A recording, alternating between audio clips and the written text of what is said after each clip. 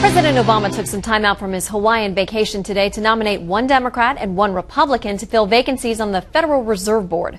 Jerome Powell is a former Treasury Department official from the first Bush administration. Jeremy Stein is an economics professor at Harvard. Moves like that are not particularly controversial. However, many of the president's supporters are pushing for him to do something that could cause a major uproar. Correspondent Doug Luzader explains from Honolulu. Nothing but taillights. That's about all we see of the president as he shuttles around the island. But it's what he's planning from his vacation home here that has Washington guessing. Just how far is the administration willing to press its constitutional authority in trying to get its nominees past Congress with recess appointments? If they're wise and experienced, at a time when things are pretty overheated anyway in this country, in partisan and ideological terms, I suspect it's best not to play this particular game.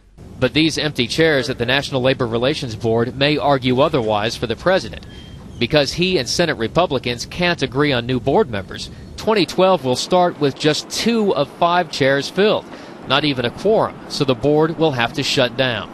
Labor unions that back the president will be furious. For them, a friendly NLRB will help expand union power. The best possible choice for director. Way back in July, the president nominated Richard Cordray to head the new Consumer Financial Protection Bureau.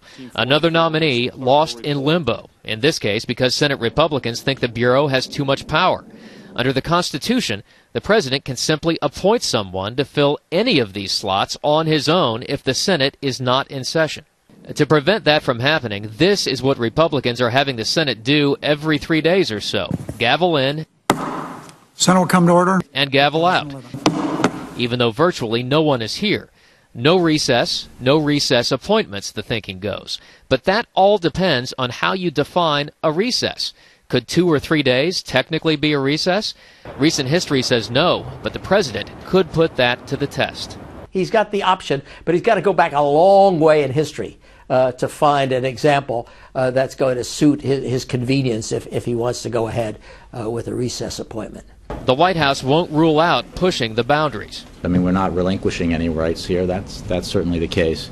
But Republicans would howl, and one Democratic strategist thinks it would simply be too risky. I think he's going to try to do what he can to avoid controversy and not try to be a lightning rod. And that's really the conundrum for the president. If he avoids controversy with Republicans, he risks angering his base, especially labor activists, a key component of his re-election effort. Shannon.